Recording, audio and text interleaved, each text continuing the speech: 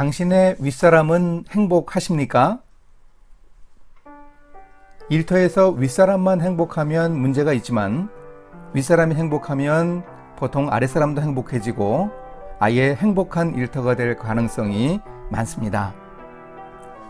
성경에 일터를 배경으로 한 이야기가 종종 나옵니다. 성경 인물 중 행복한 윗사람을 찾을 수 있을까요? 저는 아람의 군대 장관이었던 나아만 장군이 가장 행복한 윗사람이라고 봅니다. 나아만이 행복했던 비결은 무엇일까요? 나아만 장군은 직업적으로는 성공했습니다. 북이스라엘을 자주 침범했던 아람의 왕이 총애했고 전쟁에서도 승리했습니다. 하지만 나아만은 한센병 환자여서 행복하지 못했습니다. 그의 악성 피부병을 고쳐주는 용한 의사가 없었습니다. 그런데 불행하기만 한 것은 아니었습니다. 아랫사람들이 나아만 장군을 행복하게 만들었습니다.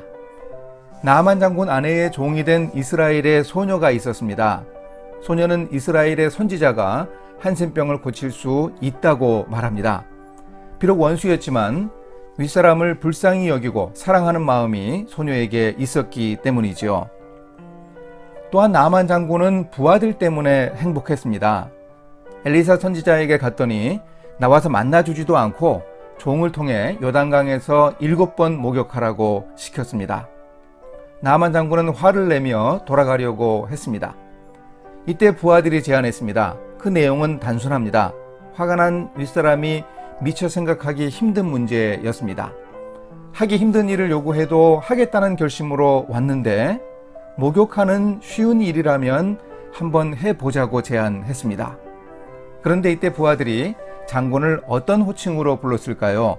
열왕기하 5장이 알려줍니다.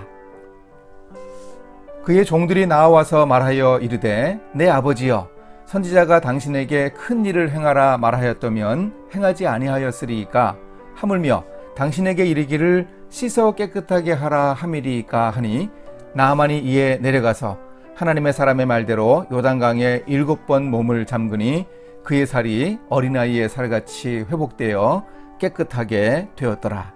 열왕기하 5장 13, 14절. 그런데 평소에도 부하들이 장군을 아버지라고 불렀을까요? 이 호칭에는 존칭과 애칭이 함께 들어 있습니다. 지금 몸이 아픈 윗사람이 병을 치료하러 왔다가 삐치고 화내면서 다 포기하고 돌아가려고 합니다. 몸도 아프고 화가 나서 제대로 판단하지 못하는 윗사람을 다독이고 감싸 안았습니다. 내 아버지여. 이렇게 사랑하는 마음으로 적절히 제안했던 아랫사람들이 나아만 장군을 행복한 윗사람으로 만들었습니다. 이제 일터에서 말씀의 실천을 위해 이렇게 노력하겠습니다. 나아만 장군의 부하들처럼 저도 윗사람의 고민과 어려움을 헤아리기 위해 노력하겠습니다. 문제가 무엇인지 잘 파악하고 사랑하는 마음으로 필요적절한 제안을 하겠습니다. 이리 함께 기도하십니다.